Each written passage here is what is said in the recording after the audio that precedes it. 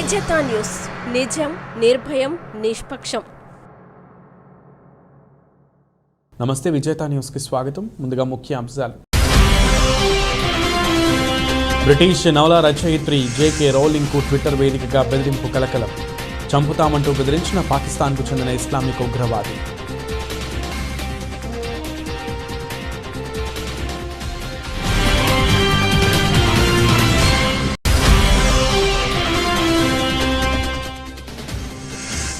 భారత్ ఆందోళనను బేఖాతరు చేస్తూ చైనా నౌకకు అనుమతి ఇచ్చిన శ్రీలంక. హంబన్ తోట పోర్టుకు వస్తున్న చైనా నౌక.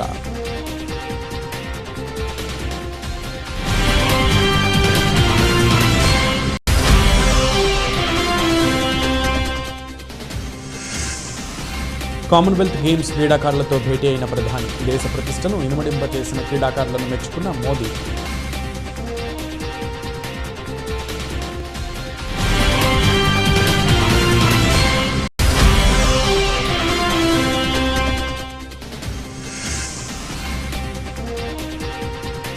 మహబూబ్ నగర్లో ఫ్రీడమ్ ర్యాలీ. పోలీస్ తుపాకీ తీసుకుని గాల్లోకి కాల్పులు జరిపిన మంత్రి శ్రీనివాస్ గౌడ్.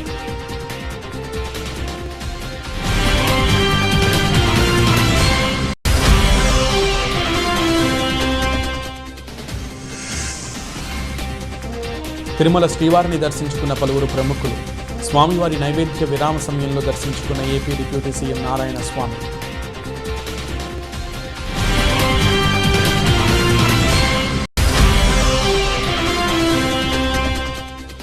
రుణ వసూళ్లు ఏజెంట్లు అనైతిక విధానాలకు పాల్పడకుండా కఠిన ఆదేశాలు జారీ చేసిన ఆర్బీఐ. రాత్రి 8 గంటల నుంచి ఉదయం 7 గంటల మధ్య రుణం కోసం కాల్ చేయడం కూడా కుదరదని స్పష్టం. బ్రిటిష్ నవల రచయిత్రి జేకే రౌలింగ్ కు పాకిస్తాన్కు చెందిన ఇస్లామిక్ ఉగ్రవాది ట్విట్టర్ వేదికగా చంపుతామంటూ బెదిరించాడు. శుక్రవారం అమెరికాలో సల్మాన్ రష్దీపై హత్యాయత్నం ఘటనపై జేకే రౌలింగ్ విచారం వ్యక్తం చేసింది. తీవ్ర వేదనకు గురయ్యాను, ఆయన క్షేమంగా ఉండాలని ట్వీట్ చేశారు. దీనిపై కరాచీకి చెందిన మీర్ ఆసిఫ్ అజీజ్ అనే వ్యక్తి స్పందిస్తూ కంగారు పడద్దు, తర్వాత నువ్వే అనే బెదిరింపుతో కూడిన వ్యాఖ్యలు చేశాడు. జేకే రౌలింగ్ పోలీసులకు ఫిర్యాదు చేశారు. సామాజిక కార్యకర్త, రాజకీయ కార్యకర్త, విద్యార్థిగా తనకు తాను పేర్కొనే Asif Aziz Iran supreme leader Ayatollah Ali ఖమేనీకి మద్దతుగా పోస్టులు పెడుతుంటాడని అధికారులు తెలిపారు. ఇతడి దృష్టిలో భారత్, ఇజ్రాయెల్, ఉక్రెయిన్లు ఉగ్రవాద దేశాలని తెలిపారు. వాటిని ఎలా నాశనం చేయాలనే దానిపై కుళ్ళు జోకులు వేస్తుంటాడని అన్నారు. చైనా నౌక యువాన్ వాంగ్ 5 శ్రీలంకలోని హంబన్ తోట పోర్టుకు వస్తుండటంపై భారత తీవ్ర అభ్యంతరం వ్యక్తం చేస్తుండటం తెలిసిందే. అది సర్వే నౌక మాత్రమే కాకుండా దాంట్లో నిఘా వేసేందుకు అత్యాధునిక పరికరాలు ఉన్నాయని భారత్ ఆందోళన వ్యక్తం చేస్తోంది. ఆ చైనా నౌకకు అనుమతి ఇవ్వరాదని శ్రీలంక ప్రభుత్వాన్ని కోరింది. అయితే భారత్ విజ్ఞప్తిని పట్టించుకోకుండా శ్రీలంక ప్రభుత్వం హంబన్ తోట పోర్టులో లంగరు వేసేందుకు చైనా నౌక యువాన్ వాంగ్ 5కి అనుమతి ఇచ్చింది. దీనిపై శ్రీలంక ప్రభుత్వ వర్గాలు స్పందించాయి. భారత్ తన ఆందోళనలను ప్రధాని రనిల్ విక్రమసింఘేకు తెలియజేసిందని, అయితే ఆ నౌకను ఎందుకు అనుమతించకూడదో సరైన కారణాలు చెప్పడంలో భారత్ విఫలమైందని ఆ వర్గాలు పేర్కొన్నాయి. ఆగస్టు 16 నాటికి యువాన్ వాంగ్ 5 నౌక హంబన్ తోట పోర్టుకు రానున్నట్లు చైనా దౌత్య కార్యాలయం నుంచి సమాచారం అందిందని శ్రీలంక విదేశాంగ శాఖ ఓ ప్రకటనలో తెలిపింది. ఓ మహిళ చాలా వేగంగా స్పందించడం ఆమె కుమారుడి ప్రాణాలను కాపాడిందని చెప్పుకోవాలి. చిన్నారులను ఒంటరిగా బయటకు పంపకూడదని చెప్పేందుకు ఇదొక ఉదాహరణ అవుతుంది. కర్ణాటక రాష్ట్రంలోని మండ్య జిల్లాలో జరిగిన ఈ ఘటన చూసేవారికి కనువిప్పు కలిగిస్తుంది. ఓ ఇంటి ముందు పొడవాటి మెట్లున్నాయి. ఓ పెద్ద త్రాచుపాము చివరి మెట్టు కింద రహదారిపై చిన్నగా పాకుతూ వెళుతోంది. ఇంట్లో నుంచి చూస్తే అది కనిపించదు, ఎందుకంటే మెట్టు చాటుగా అది ఉంది. చివరి మెట్టు కూడా దిగితేనే కనిపిస్తుంది. చిన్నారి బాలుడు స్కూలుకు వెళుతున్నాడు. తల్లి కూడా అతడికి తోడుగా ఇంటి ముందు వరకు వచ్చి చివరి మెట్టుపై ఆగిపోయి వీధి వైపు చూస్తోంది. బాలుడు కూడా వీధి వైపు చూస్తూ రోడ్డుపై కాలేశాడు. సరిగ్గా ఆ కాలు తాచుపాము మీద నుండి రోడ్డుపై పడింది. వెంటనే తాచుపాము వెనక్కి వెళ్లి పైకి లేచి బాలుడిని కాటు వేయబోయింది. దీన్ని చూసిన ఆ మహిళ వేగంగా ముందుకు వచ్చేసి తన కుమారుడిని పక్కకు లాగేసి ఎత్తుకుంది. దీంతో ఆ పాము ముందుకు వెళ్లిపోయింది. మహిళ స్పందించడం 1-2 సెకండ్లు ఆలస్యమైనా పాము ఆ బాలుడిని కాటేసేదే. ఈ వీడియో సామాజిక మాధ్యమాలలోకి చేరడంతో పెద్ద వైరల్ అవుతోంది.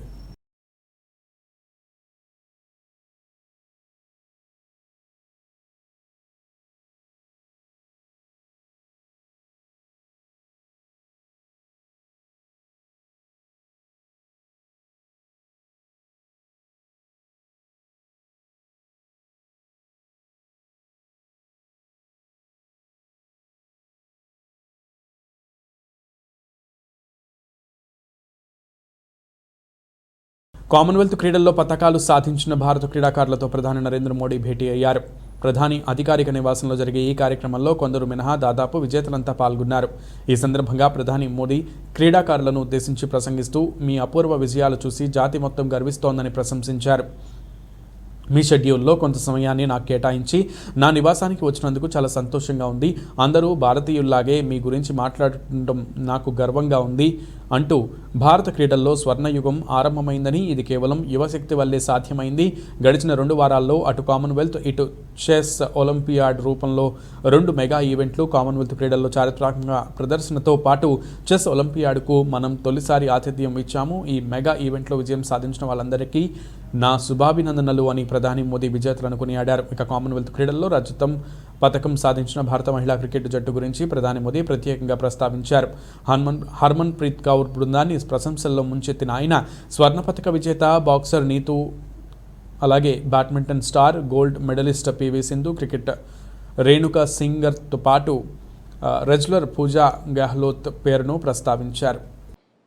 साथियों, आप सभी देश को सिर्फ एक मेडल नहीं, सिर्फ सेलिब्रेट करने का, गर्व करने का अवसर ही देते ऐसा नहीं है, बल्कि एक भारत श्रेष्ठ भारत की भावना को आप और सशक्त करते हैं. आप खेल में ही नहीं, बाकी सेक्टर में भी देश के युवाओं को बेहतर करने के लिए प्रेरित करते हैं. आप सभी देश को एक संकल्प, एक लक्ष्य के साथ जोड़ते हैं, जो हमारी आजादी की लड़ाई की भी बहुत बड़ी ताकत थी. महात्मा गांधी, नेताजी सुभाष चंद्र बोस, मंगल पांडे, तात्या टोपे, लोकमान्य तिलक, सरदार भगत सिंह, चंद्रशेखर आजाद, अशफाक उल्लाह खां, रामप्रसाद बिस्मिल, अनगिनत सेनानी, अनगिनत क्रांतिवीर, जिनकी धारा अलग थी लेकिन लक्ष्य एक था. रानी लक्ष्मीबाई, जलकारी बाई, दुर्गा भाभी, रानी चेन्नम्मा, रानी गाइडिंलियो और वेलु नचियार जैसी अनगिनत वीरांगनाओं ने हर रूढ़ी को तोड़ते हुए आजादी की लड़ाई लड़ी. बिरसा मुंडा हो, अल्लूरी सीताराम राजू हो, गोविंद गुरु हो, जैसे अनेक महान आदिवासी सेनानियों ने सिर्फ और सिर्फ अपने हौसले, अपने जज्बे से इतनी ताकतवर सेना से टक्कर ली थी. डॉक्टर राजेंद्र प्रसाद, पंडित नेहरू, सरदार पटेल, बाबा साहब आंबेडकर, आचार्य विनोबा भावे, नानाजी देशमुख, लाल बहादुर शास्त्री, श्यामा प्रसाद मुखर्जी जैसे अनेक विभूतियों ने आजाद भारत के सपनों को पूरा करने के लिए जीवन खपा दिया. आजादी की लड़ाई से लेकर आजाद भारत के नवनिर्माण में जिस तरह से पूरे भारत ने एकजुट होकर प्रयास किया, उसी भावना से आप भी मैदान में उतरते हैं. आप सभी का राज्य, जिला, गांव, भाषा भले कोई भी हो, लेकिन आप भारत के मान, अभिमान के लिए, देश की प्रतिष्ठा के लिए अपना सर्वश्रेष्ठ प्रदर्शन करते हैं. आपकी भी प्रेरणा शक्ति तिरंगा है, और तिरंगे की ताकत क्या होती है? తెలంగాణ ఆబ్కారీ శాఖ మంత్రి వి శ్రీనివాస్ గౌడ్ శనివారం ఓ వివాదంలో చిక్కుకున్నారు. పోలీసుల చేతుల్లోని ఎస్ఎల్ఆర్ తుపాకీని తన చేతుల్లోకి తీసుకున్న ఆయన జనమంతా చూస్తుండగానే గాల్లోకి కాల్పులు జరిపారు. మంత్రి గాల్లోకి కాల్పులు జరుపుతున్న సమయంలో పోలీసు ఉన్నతాధికారులు అక్కడే ఉన్నా ఆయనను వారించకపోవడం గమనార్హం. దేశానికి స్వతంత్రం సిద్ధించి 75 ఏళ్లు అవుతున్న సందర్భంగా భారత స్వతంత్ర వజ్రోత్సవాల పేరిట తెలంగాణ సర్కారు పలు కార్యక్రమాలను నిర్వహిస్తున్న సంగతి తెలిసిందే. ఇందులో భాగంగా శనివారం రాష్ట్ర వ్యాప్తంగా ఫ్రీడమ్ ర్యాలీలు జరుగుతున్నాయి. ఈ క్రమంలో తన సొంత జిల్లా మహబూబ్ నగర్లో జరిగిన ఫ్రీడమ్ ర్యాలీలో మంత్రి హోదాలో శ్రీనివాస్ గౌడ్ పాలుపంచుకున్నారు. ఈ సందర్భంగానే ఆయన పోలీసు తుపాకీని తీసుకుని గాల్లోకి కాల్పులు జరిపారు. ఈ ఫోటోలు, వీడియోలను చూసిన నెటిజన్లు పోలీసుల తుపాకీతో మంత్రి గాల్లోకి ఎలా కాల్పులు జరుపుతారంటూ ట్రోలింగ్ మొదలుపెట్టారు.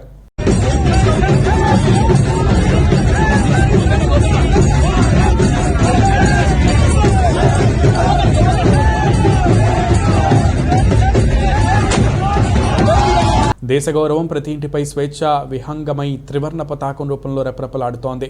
రాష్ట్ర ప్రజలంతా మువ్వన్నెల జాతీయ జెండాకు శిరస్సు వంచి నమస్కరిస్తున్నారు. బానిస సంకెళ్ల నుంచి భారతావనికి విముక్తి లభించి ఈ నెల 15 నాటికి 75 ఏళ్లు పూర్తవుతున్న సందర్భంగా ఆజాదీ కా అమృత్ మహోత్సవ్ ఘర్ ఘర్ హర్ ఘర్ తిరంగా వేడుకలను రాష్ట్ర ప్రభుత్వం అత్యంత ఘనంగా జరుపుతోంది. గవర్నర్ బంగ్లాలో ఈ వేడుకలను వైభవంగా నిర్వహిస్తుండగా తాడేపల్లిలోని ముఖ్యమంత్రి జగన్ నివాసంపై శనివారం త్రివర్ణ పతాకాన్ని సగౌరవంగా ఆవిష్కరించారు. సామాన్యులు మొదలు సీఎం వరకు ప్రతి ఒక్కరూ తమ నివాస గృహాలపై, వ్యాపార వాణిజ్య భవనాల సముదాయాల వద్ద, ప్రభుత్వ ప్రైవేట్ సంస్థలు కార్యాలయాల వద్ద త్రివర్ణ పతాకాన్ని ఎగరవేస్తున్నారు. ఇందుకోసం రాష్ట్ర ప్రభుత్వం దాదాపు 1 కోటి జాతీయ పతాకాలను ఉచితంగా పంపిణీ చేసింది. ఇంతటి ప్రతిష్టాత్మకమైన కార్యక్రమాన్ని ముఖ్యమంత్రి వైఎస్ జగన్ ప్రత్యేకంగా పర్యవేక్షిస్తున్నారు.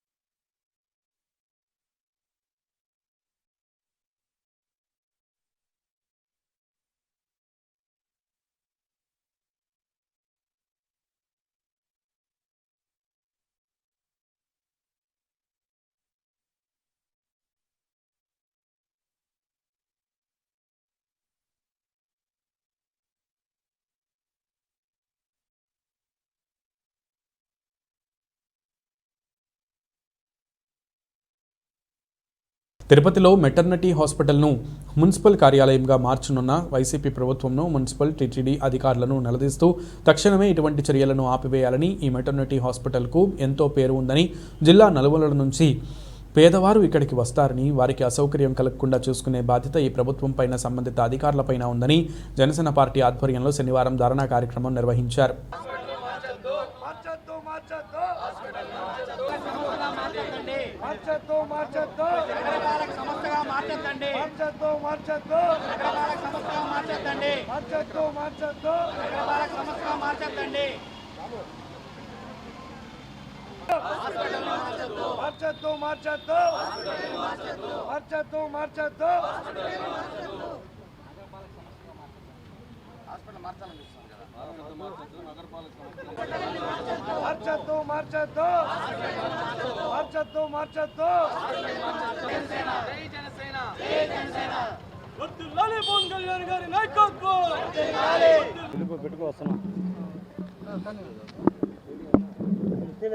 ఈరోజు చూస్తే రాయలసీమలోనే ప్రఖ్యాతిగాంచిన ప్రభుత్వ ఆసుపత్రిలో మెటర్నిటీ హాస్పిటల్ ఒకటి.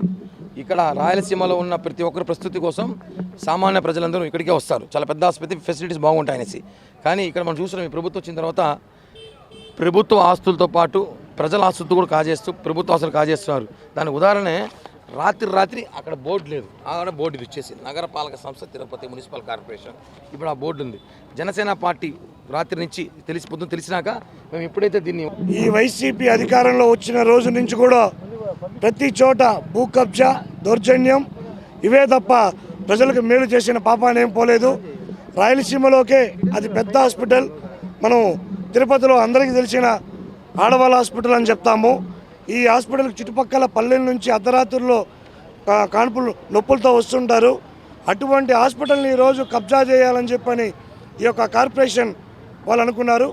ఈ యొక్క మేయర్ గారికి ఒకటే చెప్తున్నాం, మీరు చిన్నపిల్లల డాక్టర్, ఇక్కడ తిరుపతిలోని హాస్పిటల్ పరిస్థితుల గురించి మీకు బాగా తెలుసు. మీకు అన్నీ తెలిసి కూడా ఈరోజు మీరు ఇక్కడ కార్పొరేషన్ బోర్డు పెట్టారంటే మిమ్మల్ని ఏమనాలో మాకు అర్థం కావట్లేదు. ఇప్పటికైనా మేము ఒకటే చెప్తున్నాం, ఈ హాస్పిటల్ జోలికి వచ్చారంటే జనసేన పార్టీ తీవ్ర పోరాటం చేస్తుంది. ఆమరణ దీక్ష కూర్చుంటామని చెప్పి కూడా మేము హెచ్చరిస్తున్నాం. ఆంధ్రప్రదేశ్ మాజీ ముఖ్యమంత్రి వైఎస్ రాజశేఖర రెడ్డి ఫోటోను అడ్డం పెట్టుకుని ప్రచారం చేసుకుని మోసం చేయడం కాదని, రైతులకు న్యాయం చేసి ఆదుకోవాలని ఏపీసీసీ అధ్యక్షుడు డిమాండ్ చేశారు. వైఎస్ జగన్మోహన్ రెడ్డి ప్రభుత్వ పాలన తీరును తీవ్రంగా ఎండగట్టారు. ప్రత్యేకించి రాయలసీమ జిల్లాల్లో తీవ్రంగా నష్టపోతున్న టమాటో రైతులను వెంటనే ప్రభుత్వం ఆదుకోవాలని, రైతులు తమ పండించిన టమోటాలను రోడ్లపై కాకుండా వైసీపీ నేతల ఇళ్ల ముందు వేయాలని సూచించారు. కాంగ్రెస్ ప్రభుత్వం అధికారంలో ఉన్నప్పుడు రైతులకు ఉచిత విద్యుత్, పంటల బీమా, పంట నష్టపరిహారం, ఉపాధి హామీ పథకం వంటి ఎన్నో పథకాలను ప్రవేశపెట్టి రైతులను ఆదుకుందని, ప్రస్తుత ప్రభుత్వం అన్ని విధాలా రైతులను నడ్డవిరుస్తోందని ఆగ్రహం వ్యక్తం చేశారు. ప్రభుత్వం వెంటనే రైతులను ఆదుకోవడానికి వ్యవసాయ అనుబంధ పరిశ్రమలు వెంటనే ఏర్పాటు చేయాలని డిమాండ్ చేశారు. పంట నష్టపరిహారం ఇవ్వాలి, అట్లాగే వ్యవసాయ ఆధారిత పరిశ్రమలు నెలకొల్పాలి. ప్రతి రైతులకు కూడా చెప్తా ఉన్నా నేను, రోడ్లో ఎందుకు పడేస్తారు మీరు, తీసుకెళ్ళి ఆ ఎమ్మెల్యేల మంత్రులు ఇళ్ళ ముందు పడేయమని కోరుతా ఉన్నారు. కాంగ్రెస్ పార్టీ రైతులకు అండగా ఉంటుంది కనుక ఈ కార్యక్రమాలపైన ప్రజలందరినీ కలిసామని కోరుతా ఉన్నాం.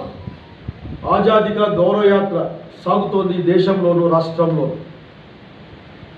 స్వతంత్ర ఉద్యమానికి ద్రోహం చేసిన ఆర్ఎస్ఎస్ బీజేపీ రోజున పెద్ద పెద్ద మాటలు మాట్లాడుతూ ఉంది. కాన్స్టిట్యున్సీలో జిల్లాలో ఇప్పటికే దాదాపు 60 కిలోమీటర్ల పైగా పూర్తయింది. రోజు కూడా ఇంకా మరి మొదలు పెడతా ఉన్నారు. పోయేది ఒక్కటే, ప్రజలకి దేశానికి కష్టం వచ్చింది, దేశం దోచుకునే వాళ్ళ చేతులు లేకపోయింది. వాళ్ళ యొక్క తీపి మాటలు తప్ప ఇంకేదో, వాళ్ళ మాటలే తీపి, మొత్తం వాళ్ళ ప్రవర్తన అంతా ఈ దేశానికి, దేశ భవిష్యత్తుకు, మన పిల్లల భవిష్యత్తుకు విషం లాంటిది. కనుక అందరినీ కోరుతా ఉన్నాం, ఈ ఆజాదీ కా గౌరవ యాత్రలో పాల్గొనమని అన్ని చోట్ల. అంటే స్వతంత్రోద్యమ స్ఫూర్తితో పనిచేయాల్సిన కాలం వచ్చింది. రాహుల్ గాంధీ గారు ఈ దేశాన్ని ఐక్యం చేసిన దాంట్లో భాగంగా భారత్ జోడో యాత్ర సెప్టెంబర్ 7వ తారీఖున మొదలవుతుంది. మన రాష్ట్రంలో కూడా పైన వచ్చి కలుస్తుంది. వివరాలు మరొకసారి వచ్చే విషయం మాట్లాడతాం. కోరుతా ఉన్నా, ఇంకా ఎంతకాలం కులం పైన, మతం పైన ఆధారపడి మీరు రాజకీయాలకి మద్దతు ఇస్తారు? సంక్షేమం కోసం తిరుమల శ్రీవారిని పలువురు ప్రముఖులు దర్శించుకున్నారు. ఇవాళ ఉదయం స్వామివారి నైవేద్య విరామ సమయంలో AP deputy CM Narayanaswamy, DRDA chairman Satish రెడ్డిలు వేర్వేరుగా స్వామివారి సేవలో పాల్గొని మొక్కులు చెల్లించుకున్నారు. అనంతరం రంగనాయకుల మండపంలో వేద పండితులు వేద ఆశీర్వాదం అందించగా ఆలయ అధికారులు పట్టు వస్త్రంతో సత్కరించి స్వామివారి తీర్థ ప్రసాదాలు స్వీకరించారు. అనంతరం ఆలయ వెలుపలకు వచ్చిన ఏపీ డిప్యూటీ సీఎం నారాయణస్వామి మీడియాతో మాట్లాడుతూ కలియుగ దైవం శ్రీనివాసుడి దర్శనం కోసం వేలాది మంది తిరుమలకు చేరుకుంటున్నారు. సామాన్య భక్తులను అర్థం చేసుకుని వీవీఐపీలు తమ తిరుమల యాత్ర వాయిదా వేసుకోవాలని నారాయణస్వామి కోరారు. మన హిందువులకి కలియుగ దేవుడు చాలా పవిత్రంగా మనం భావిస్తున్నాము. ఆయన ఆశీస్సులు, ఆయన ఆశీర్వాదాలు పేదవాళ్ళ దగ్గర నుంచి కోటీశ్వరుల వరకు ఆయన మన్నల్ని పొందుతున్నారు. నిజంగా నాకు ఇప్పుడుండే రష్ ఎప్పుడు కూడా నేను చూడలేదు. దీన్ని భక్తులందరూ కూడా బాగా అవగాహన చేసుకోవాలా.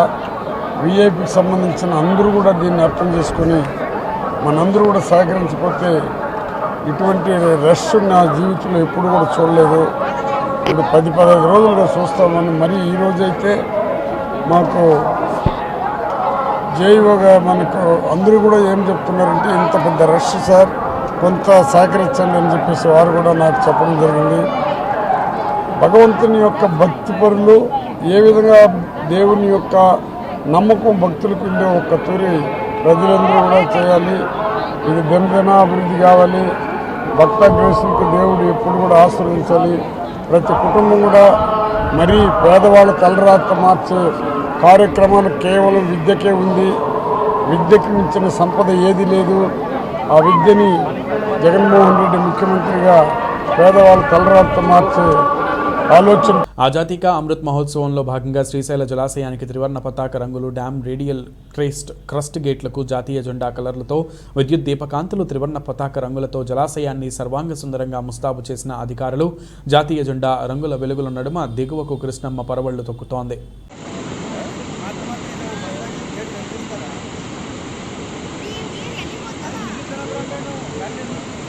వెలుగోడు రిజర్వాయర్ నుంచి లిఫ్ట్ ఇరిగేషన్ ద్వారా సిద్ధాపురం చెరువుకు శ్రీశైలం ఎమ్మెల్యే శిల్పా చక్రపాణి రెడ్డి సాగునీటిని విడుదల చేశారు.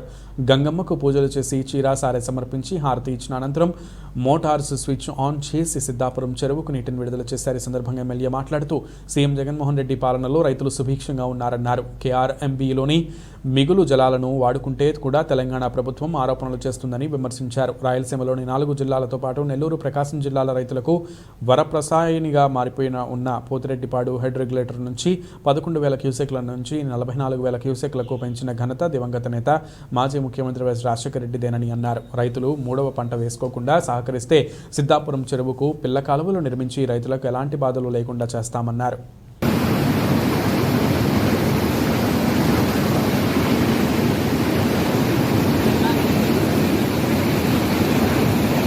తర్వాత మన పేద ముఖ్యమంత్రి జగన్మోహన్ రెడ్డి అయిన తర్వాత మనం ఆంధ్రప్రదేశ్లో ఎన్ని ప్రాజెక్టులు ఉన్నాయో అన్ని ప్రాజెక్టులు కూడా నిండు కుండల్లా జలకలతో కలకలాడుతూ ఉన్నాయి. అంటే దీని అర్థమేమి? రాజు మంచివాడైతే, పాలకుడు మంచివాడైతే భగవంతుడుగా అన్ని రకాలైనటువంటి వనరులు చేకూరుస్తాడు అనే విషయం మన అందరికీ నిజంగా ఈరోజు సిద్ధాపురం లిఫ్ట్ ఇరిగేషన్ స్కీమ్ను వెలుగోడు రిజర్వాయర్ నుంచి 2 పంపుల ద్వారా ఎత్తిపోయడం ఈరోజు ప్రారంభం చేస్తూ ఉన్నాం. ప్రతి సంవత్సరం కూడా చూస్తూ ఉన్నారు ఎన్నో సమస్యలతో కూడినటువంటిది సిద్ధాపురం. దీంట్లో 3-4 కంపెనీలు ఇన్వాల్వ్ అయి ఉన్నాయి. హిందూ ప్రాజెక్టు వాళ్ళు కానీ, మెగా ప్రాజెక్టు వాళ్ళు కానీ. ఆధ్యాత్మిక పుణ్యక్షేత్రం తిరుమల శ్రీ వెంకటేశ్వర స్వామిని దర్శించుకునేందుకు రికార్డు స్థాయిలో భక్తులు వస్తున్నారు. వారాంతాలు, వరుస సెలవులు రావడంతో ఊహించని రీతిలో భక్తుల రద్దీ పెరిగింది. శనివారం ఆక్టోపస్ భవనం సమీపంలోని ఔటర్ రింగ్ రోడ్డు వరకు భక్తుల క్యూ లైన్ చేరుకుంది. శ్రీవారి దర్శనానికి దాదాపు 2 రోజుల సమయం పడుతోంది. శుక్రవారం అర్ధరాత్రి వరకు శ్రీవారిని 64,079 మంది దర్శించుకోగా 32,852 మంది తలనీలాలు సమర్పించారు. కానుకల రూపంలో భక్తులు 3,52 లక్షల రూపాయలు సమర్పించారు. శనివారం విపరీతంగా భక్తులు వచ్చారు. ఈ నేపథ్యంలో సామాన్య భక్తుల సౌకర్యాన్ని దృష్టిలో ఉంచుకుని ఆగస్టు 21వ తేదీ వరకు సిఫారసు లేఖలపై బ్రేక్ దర్శనాలను రద్దు చేసినట్లు టీటీడీ చైర్మన్ వైవి సుబ్బారెడ్డి తెలిపారు. రద్దీ విపరీతంగా ఉన్నందున భక్తులు వారి యాత్రను వాయిదా వేసుకోవాలని టీటీడీ మరోసారి విజ్ఞప్తి చేసింది.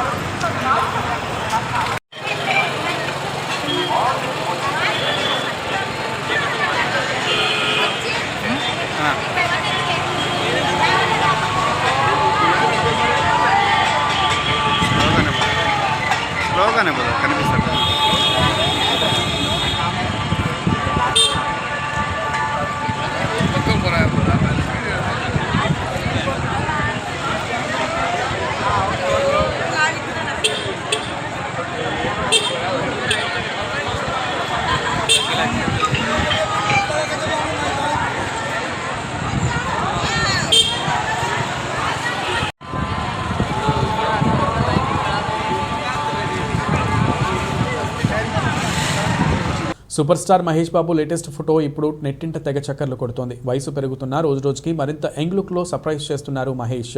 తాజాగా ఆయన ఓ స్టైలిష్ ఫోటోను అభిమానులతో పంచుకున్నారు. లవింగ్ ద న్యూ వైబ్ అనే ట్యాగ్ లైన్తో బ్లాక్ అండ్ వైట్ ఫోటోను షేర్ చేశారు. ప్రస్తుతం మహేష్ షేర్ చేసిన ఈ ఫోటో సూపర్ కూల్గా ఉంది. కాగా ఈ ఫోటోతో SSMB28 అనే హ్యాష్ ట్యాగ్ ట్విట్టర్లో ట్రెండ్ అవుతోంది. ఇక సినిమాల విషయానికి వస్తే ప్రస్తుతం మహేష్ త్రివిక్రమ్ శ్రీనివాస్ దర్శకత్వంలో ఓ సినిమా చేస్తున్నారు. SSMB28 అనే వర్కింగ్ టైటిల్తో తెరకెక్కుతుంది. ఇప్పటికే వీరిద్దరి కాంబినేషన్లో అతడు, కలేజా వంటి సినిమాలు వచ్చిన సంగతి తెలిసిందే. దీంతో వీరిద్దరి హ్యాట్రిక్ మూవీపై భారీ అంచనాలు నెలకొన్నాయి.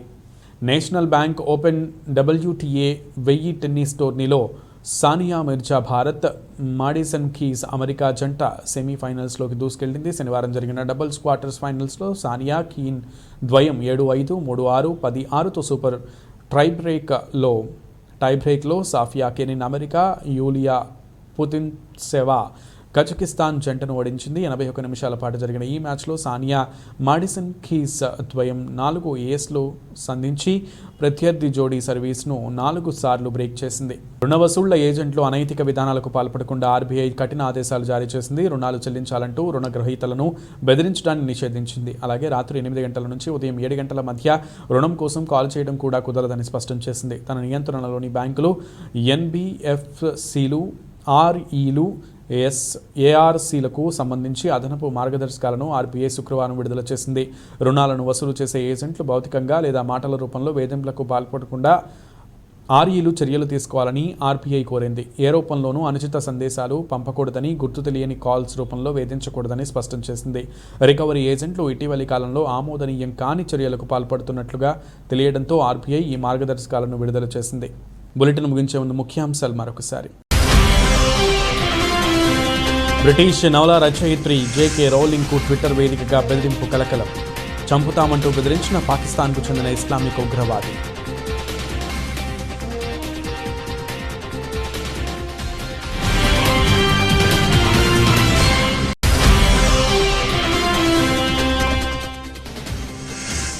భారత్ ఆందోళనను బేఖాతరు చేస్తూ చైనా నౌకకు అనుమతి ఇచ్చిన శ్రీలంక.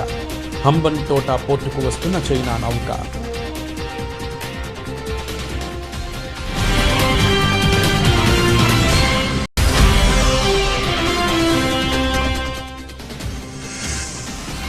కామన్వెల్త్ గేమ్స్ క్రీడాకారులతో భేటీ అయిన ప్రధాని. దేశ ప్రతిష్టను ఇనుమడింపజేసిన క్రీడాకారులను మెచ్చుకున్న మోదీ.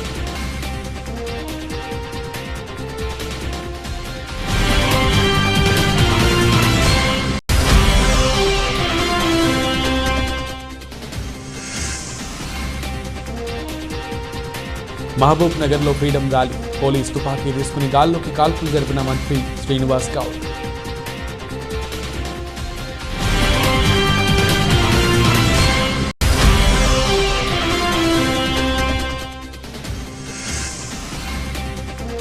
తిరుమల శ్రీవారిని దర్శించుకున్న పలువురు ప్రముఖులు. స్వామివారి నైవేద్య విరామ సమయంలో దర్శించుకున్న ఏపీ డిప్యూటీ సీఎం నారాయణ స్వామి.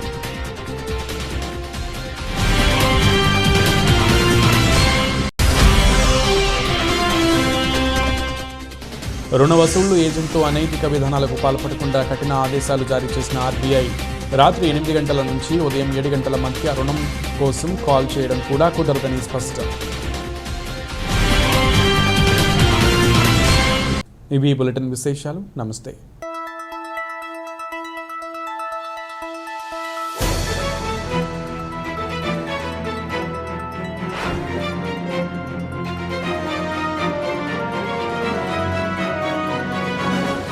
విజేత న్యూస్, నిజం, నిర్భయం, నిష్పక్షం.